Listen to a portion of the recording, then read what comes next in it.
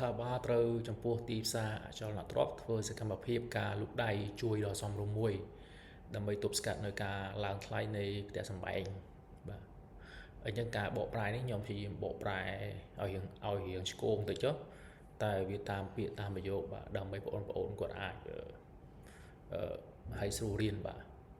ជួនណាយើងបកប្រែព្រោះបណ្ដាគ្នាអ្នករៀនគ្នាស្ដាប់គ្នាស្ដាប់ទៅគ្នាចាប់អាឃ្លាឃ្លោងប្រយោគនឹងអត់បានណាបាទ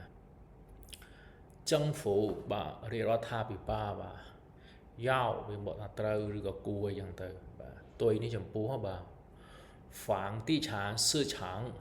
បាទទីផ្សារអចលនទ្រព្យបាទជីនសិងបាទអនុវត្តឬមួយក៏ចេញសកម្មភាពបាទ适当的干预បាទការលូកដៃដ៏សមរម្យមួយបាទ